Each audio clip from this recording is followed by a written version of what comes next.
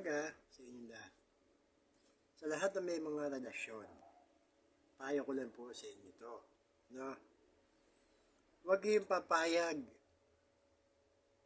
na pakilaman ng mga kaibigan nyo, ng mga katropa nyo, yung life nyo.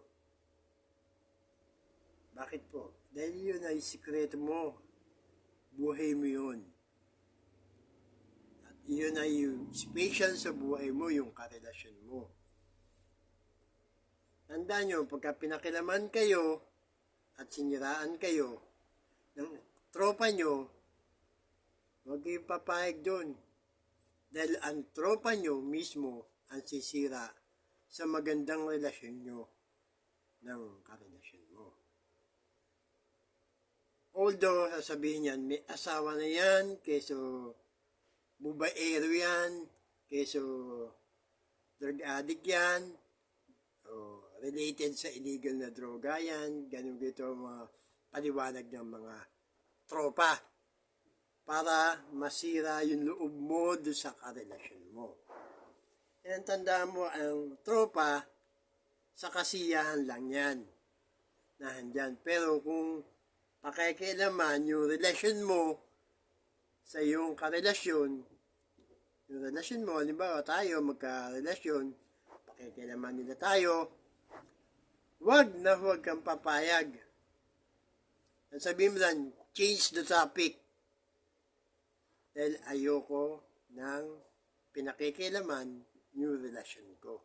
Dahil ang relasyon ko, special para sa akin. Hindi kayo ang nakikisama sa karelasyon ko, kundi ako. Wala kayong pakialam doon. Private ko yun. Kung gusto nyo akong pakialaman, wag na wag, ididimanda kita sa pakikialam mo. Ganun, tatakutin mo. Kasi, ang tropa, di primerang sira uli yan pagdating sa love life ng may love life. Di primerang sila ang kalaban ng kasintahan mo.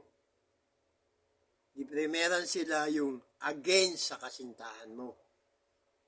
Di primerang sila yung pakilamerot, pakilamera sa relasyon mo. Kaya masasabi ko sa inyo, pagdating sa relationship, private mo yan. Walang makikilam sa inyo. Dahil pag kami nakilam, pwede mo sampahan ng demanda yan, paninirang puri. Pambubuli, panloloko ng kapwa-tao.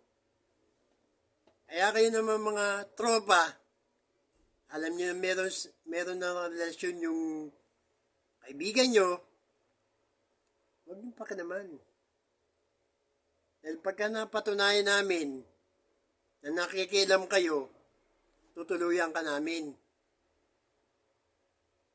Didimanda kita. Yun lang yun.